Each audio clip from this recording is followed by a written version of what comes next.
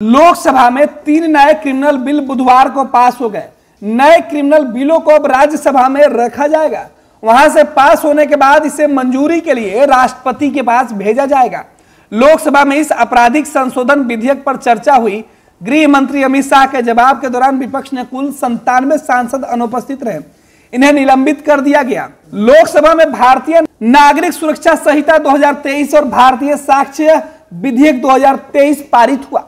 लोकसभा में 3 नए criminal bill पर जवाब देते हुए गृह मंत्री अमित शाह ने कहा कि अंग्रेजों के समय का राजद्रोह का कानून खत्म कर दिया गया है। नाबालिग से रेप और मॉब लिंचिंग जैसे क्राइम में फांसी की सजा दी जाएगी। अमित शाह ने कहा कि मैंने राजद्रोह की जगह अब देशद्रोह कर दिया है, क्योंकि अब देश आजाद हो चुका है। लोकतांत्रिक देश में सरकार की आलोचना कोई भी कर सकता है। यदि कोई देश की सुरक्षा, संपत्ति को नुकसान पहुंचाने का काम करेगा तो उसके खिलाफ कार्रवाई होगी। इसके साथ यदि कोई सशस्त्र विरोध करता है, बम धमाके करता है, तो उसके खिलाफ कार्रवाई होगी।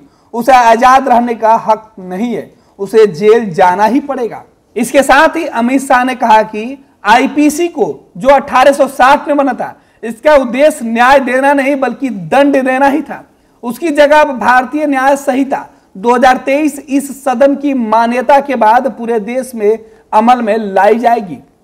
अब सीआरपीसी की जगह भारतीय नागरिक सुरक्षा संहिता 2023 इस सदन के अनुमोदन के बाद अमल में आएगी।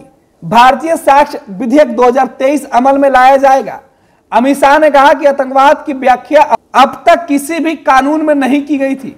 इसके साथ ही मॉब लिंचिंग घृणित अपराध है। इस कानून में मॉब लिंचिंग अपराध के लिए फांसी की सजा का प्रावधान है। इसके अलावा पहले रेप की जो धाराएं थी 375, 376, अब अपराध की बात शुरू होती है, उसमें धारा 63 और 69 में रेप को रखा गया है। गैंग रेप को आगे भी रखा जाएगा। बच्चों के खिलाफ अपराध को भी आगे लाया गया है।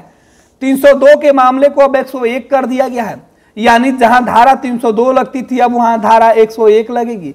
18 साल से कम उम्र के बच्चों से रेप में आजीवन कारावास और मौत की सजा का प्रावधान है। गैंगरेप के दोषी को 20 साल तक की सजा या फिर जिंदा रहने तक जेल में ही सजा दी जाएगी। वहीं इस बिल में पुलिस के लिए खास दिशा निर्देश है। इसके मुताबिक घटना के बाद 3 दिनों के अंदर एफआईआर दर्ज करनी होगी। 14 दिनों के अंदर प्रारंभिक जांच हो जानी चाहिए। इसके बाद 24 दिनों के अंदर मजिस्ट्रेट के पास रिपोर्ट पहुंच जाएगा और आरोप पत्र दाखिल होने में 180 दिन से ज्यादा की देरी नहीं होगी। अगर जांच लंबित होगा तो कोर्ट से विशेष अनुमति लेनी होगी।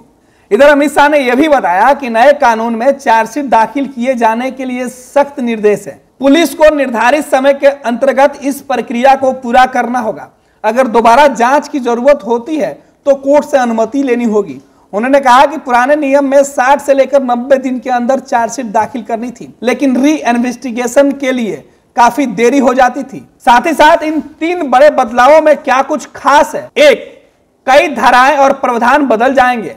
आईपीसी में 511 धाराएं हैं, अब घटकर वो 356 हो जाएंगी। जहां 175 नई धाराएं बदलेंगी, वहीं 8 नए जोड़ी जाएंगी, 22 धाराएं खत्म होगी। 2, सीआरपीसी में 533 धाराएं बचेंगी, 160 धाराएं बदलेंगी, 9 जुड़ेंगी और 9 खत्म होगी। पूछताछ से ट्रायल तक वीडियो कॉन्फ्रेंसिंग से करने का प्रावधान होगा, पहले जो नहीं था। सबसे बड़ा बदलाव यह होगा कि अब ट्रायल कोर्ट को हर फैसला अधिकतम 3 साल में देना होगा, जबकि देश में 5 करोड़ केस पेंडिंग है। इनमें से 4.44 करोड़ केस ट्रायल कोर्ट में ही है।